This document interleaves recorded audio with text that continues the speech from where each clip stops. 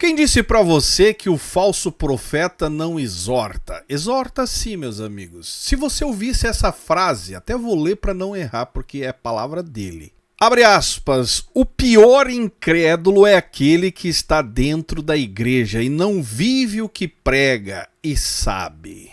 Frase do senhor Irineu Grubert. Há quem diga que ele falou essa frase olhando para o espelho. Eu digo que ele falou essa frase olhando para a nora, a Heloísa Rosa, cantora gospel, esposa do seu filho Marcos Grubert. Você vendo ele falar, vendo as pregações dele, e detalhe, essa frase, se eu não estou equivocado, foi falado alguns meses, eu não tenho exatamente, eu acho que 6 meses, 7 meses antes dele ser, do filho ter ido preso. Isso quer dizer que ele estava ali tentando já, né, trazer uma certa justificativa para aquilo que estava por vir. Porque o assunto já estava nos bastidores, enfim, acontecendo. E aí ele resolve chamar quem para uma live? A sua nora, queridíssima nora, que para muitos é uma live com a nora. Só que para mim, cara, essa live com a nora já faz parte daquela ideia de domínio dentro da mente daqueles que estão à sua volta, que estão envolvidos com o caso, a se colocar, dar a cara a tapa e se comprometer em estar ao seu lado, mediante aquilo que ele vai falar e defender no futuro, que é exatamente isso que aconteceu. Heloísa Rosa, no começo, se prontificou em ajudar a Aline, a mãe, né, da vítima, e não demorou muito, ela acabou se envolvendo de novo, voltando para dentro do contexto a qual estão em defesa do seu esposo, acusado. É bom dizer que ele não foi inocentado pela justiça até agora. Simplesmente a justiça arquivou o processo pelo fato da família ser latinos. É bem diferente do juízo dar o caso por encerrado, inocentando. Simplesmente foi arquivado. A questão foi o seguinte, a justiça olhou e disse, não, são famílias latinas, então a gente vai deixar isso aqui pra cá. E o pai saiu já fazendo live dizendo que a justiça tinha inocentado. Não, a justiça não inocentou, é bom deixar claro. Eles simplesmente arquivaram o caso, pelas famílias serem latinos. Eu só digo uma coisa, meus amigos. Tem que haver justiça por Lívia. Se você não é inscrito no canal, se inscreve aí embaixo, deixa o seu joinha no decorrer do vídeo, que é importante. E bora assistir a live que me enviaram aqui. Muita gente pedindo para nós largar aqui no canal. Então eu vou olhar junto aonde a Heloísa Rosa e o pai do Marcos Grubert fizeram essa live juntos, para trazer um exortamento à igreja, que é o que eles sempre tentam fazer, né? Falam daquilo que eles mesmos são, infelizmente. Vamos ver junto aqui. Jesus também, quando ele inicia o sermão do final dos tempos, em Mateus capítulo 24, ele fala que surgiriam muitos escândalos também, muita traição. Quer dizer, o caráter das pessoas estaria decomposto, ainda que tivesse uma atividade imensa religiosa, mas dentro das pessoas não houve uma contribuição, uma mudança, elas não foram transformadas. Nós estamos trabalhando muito hoje na igreja, de uma maneira geral, uma mensagem, trabalhando mais em prol das coisas do que em prol de nós. Para Deus... Cara, é um absurdo, véio. Nem parece aquele cara lá, né, respondendo. E eu recebi mais prints de conversa, vídeos de conversa, de resposta dele, mal educado, o mais baixo possível, cara. Nem parece que é o mesmo. Essa é uma das maneiras que os pastores lobificados agem, né? Eles têm, né, aquela aparência de ovelha, falam manso, né, em cima de um púlpito, quando querem atingir o seu alvo, né, induzir as suas presas. Mas dependendo do ambiente, dependendo da situação, o lobo se transparece, acaba aparecendo. É mais ou menos por aí. Para Deus, quando a gente olha, é muito importante, não é transformar as nossas coisas, é transformar a gente. Aí tem uma conquista de forma diferente, né? Sem traição, sem abuso, né? O interessante, na verdade, aqui é que ele fala de transformação, mas não conseguiu transformar a própria casa, meus amigos. Hoje está muito difícil, você já quase não vê uma igreja verdadeira, uma igreja sincera, dentro desses sinais que Jesus falou. Exortam tanto a igreja e a casa dele, olha o tipo de criatura que o cara colocou no mundo, velho.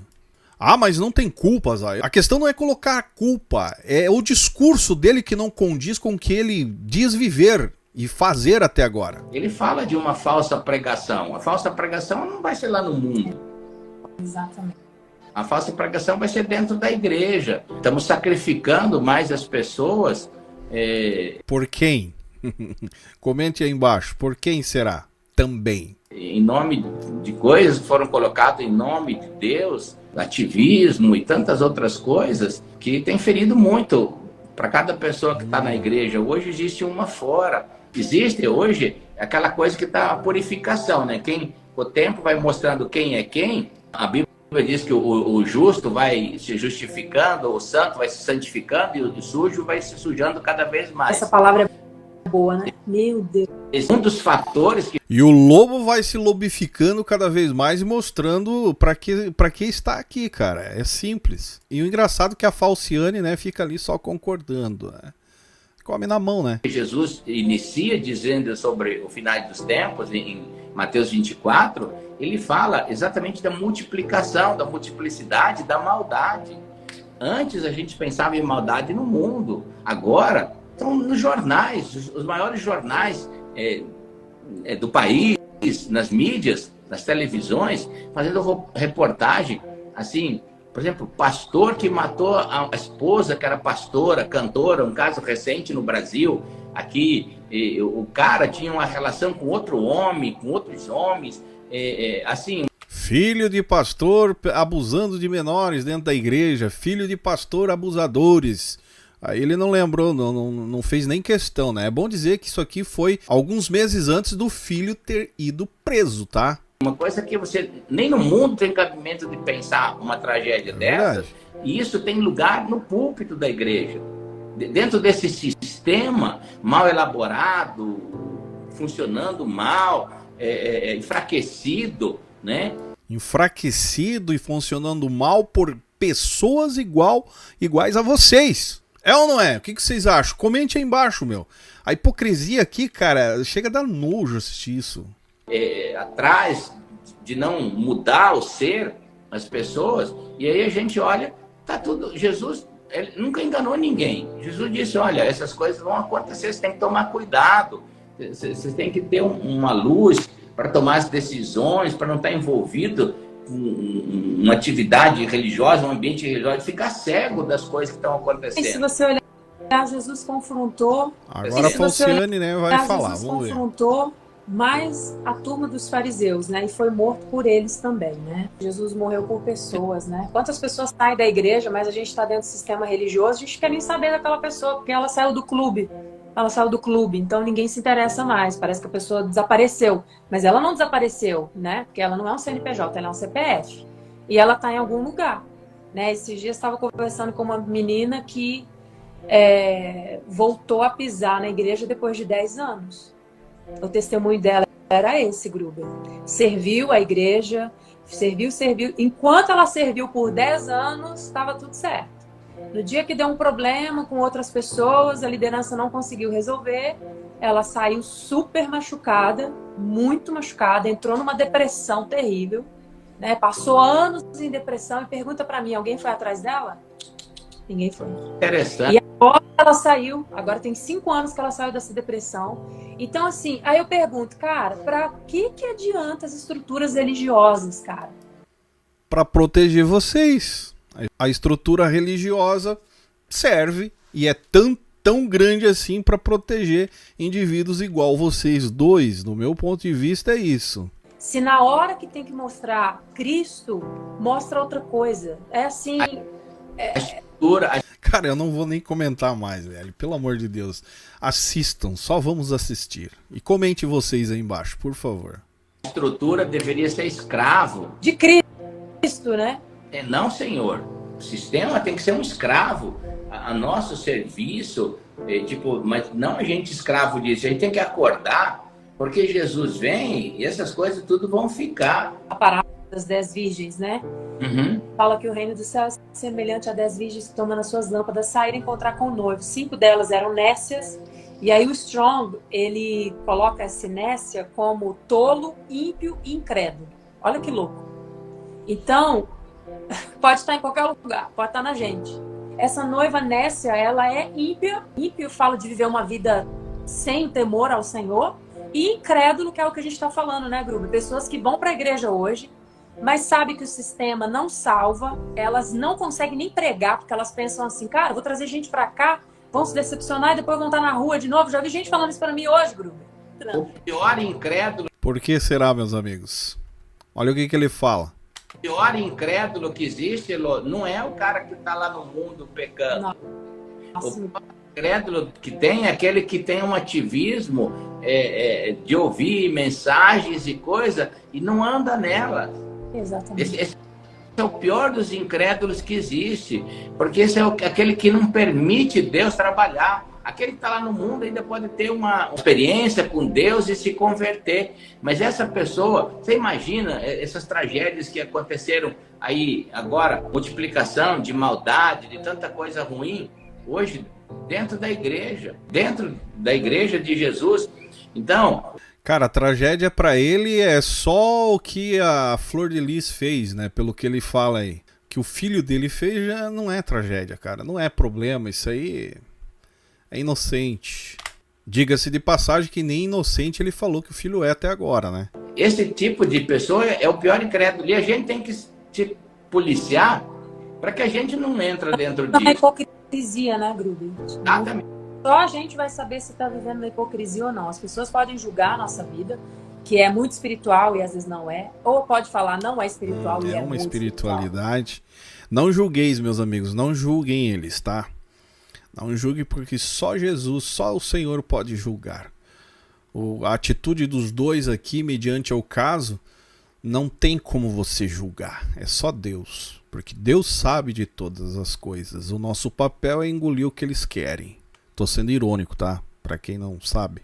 Então, assim, a gente tem que levar a nossa vida com o Senhor mesmo. Nós criamos um sistema, hoje eu me incluo dentro dele, porque a gente faz parte, nós somos uma geração da igreja, é nós, não tem?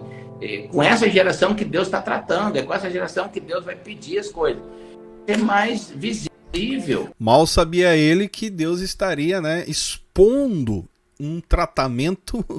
Olha, cara, eu não queria estar na pele de um cara desse, velho. Mas a hipocrisia que predomina na vida deles chega a esse nível ridículo, né? De se isentarem, não tomar uma posição, como eu falei lá atrás. O pai não tem culpa, a esposa também não tem culpa. Agora, o silêncio, aí, meus amigos, já compromete. Mais visível de pessoas que usam o nome de Deus, têm boas mensagens, são bons filósofos nessa área e levam multidões, porque estão um povo que está sem fundamento de experiências com Deus e com a palavra de Deus. Sim. E eu coloco nisso hoje assim como uma geração de líderes frustrados, no sentido de que a gente acaba frustrando o plano de Deus para uma geração, porque a grande necessidade e a escolha de Deus para uma geração é que ela ensine a próxima. É verdade.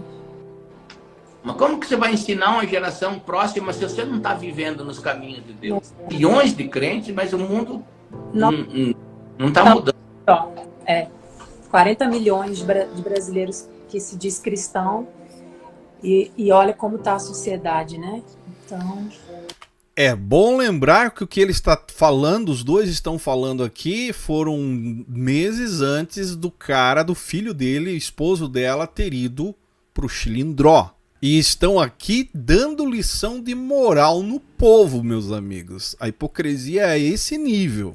Agora você quer saber o porquê que o caso demorou 1 ano para sair a público? A própria mãe, que eu vou deixar aqui com vocês, a mãe da vítima, né, a Aline, comenta. Dá uma olhada para você entender o porquê que o caso demorou 1 ano para vir a público. Quando aconteceu o fato, eu acreditei, e nós como família acreditamos que a justiça seria feita e que isso com certeza se tornaria público apenas depois que ele fosse preso. E aí certamente nós teríamos que nos pronunciar.